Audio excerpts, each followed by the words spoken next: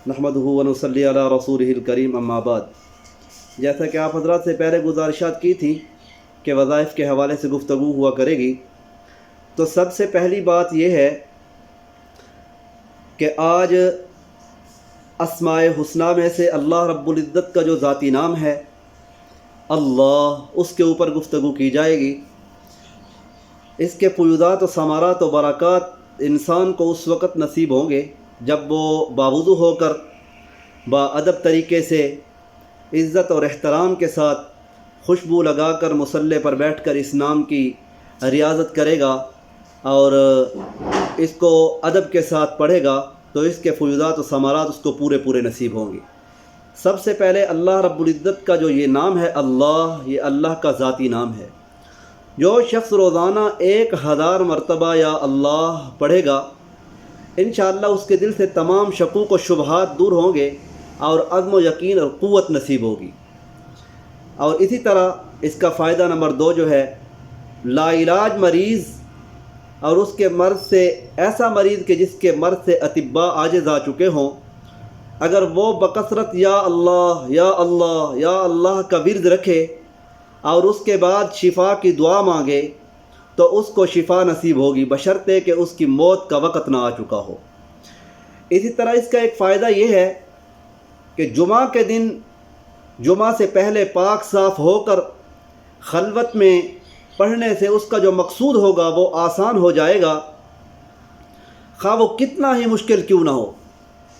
और इसके अलावा इसका एक फ़ायदा ये है कि हर नमाज के बाद अगर कोई शख्स इस नाम को 100 मरतबा पढ़ेगा तो वो साहिब बातिन व साहिब कश्फ हो जाता है। आजकल लोगों को बहुत ज़्यादा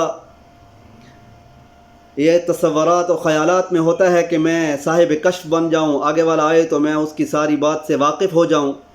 तो ये अल्लाह रब्बुल इज़्ज़त की तरफ से हुआ करता है, लेकिन इसके लिए अल्लाह रब्बुल इज़्ज़त के अस्मा की अगर कोई शख्स रियाज़त करता है तो अल्लाह रब्बुल इज़्ज़त आने वाले की सारी बातें उस पर खोल देते हैं।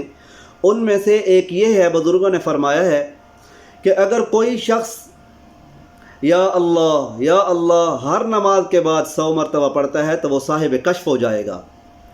इसी तरह अगर इस नाम को 66 मरतबा ऐसे लाइलाज मरीज़ पर कि जिसके इलाज से अतिब्बा आजिज़ हो चुके हों, या ऐसा आसेब उसके ऊपर हो कि वो जान न छोड़ता हो, तो 66 मरतबा किसी बर्तन के अंदर उसको लिख कर और धोकर उस मरीज़ को पिलाना उसके लिए शिफाए कामिला की नवीद है।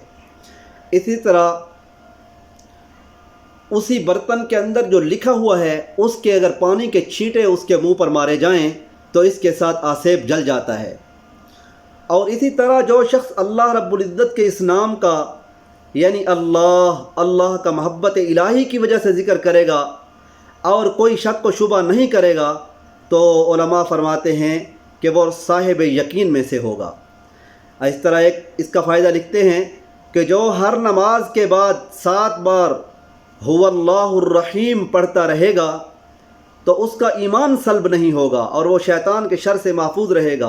आप देखें कि आज पुरफितन दौर है और इस पुरफितन दौर के अंदर हर एक को अपने ईमान की फ़िक्र लगी हुई है। तो ईमान की हिफाजत के लिए उलमा फरमाते हैं कि अगर कोई शख्स हुवल्लाहुर रहीम पढ़ता रहेगा तो उसका ईमान महफूज रहेगा।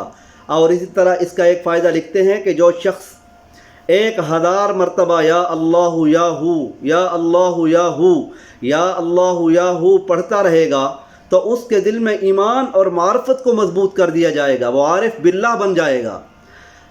और इसी तरह फरमाते हैं कि जो शख्स जुमा के दिन असर की नमाज के बाद किबला रुख बैठकर मगरिब तक या अल्लाहु या रहमानु या रहीम पढ़ता रहेगा, फिर अल्लाह ताला से जो चीज़ मांगेगा अल्लाह ताला उसको अता फरमाएंगे।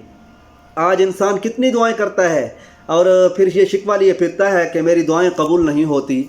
तो इसके हवाले से फ़रमाते हैं कि जुमा के दिन, वैसे भी जुमा के दिन एक घड़ी ऐसी आती है जिसके अंदर दुआएं कबूल होती हैं। तो बाज़ उलमा ने लिखा है कि वो असर से लेकर मगरिब तक का टाइम है। तो इस असर से मगरिब तक के वक़्त के अंदर अगर बंदा या अल्लाह या रहमान या रहीम पढ़ता रहे और जब मगरिब के आज़ान लगने लगे तो वो उस वक़्त दुआ करे तो अल्लाह रब्बुल इज़्ज़त उसकी दुआ को कबूल फरमाएंगे।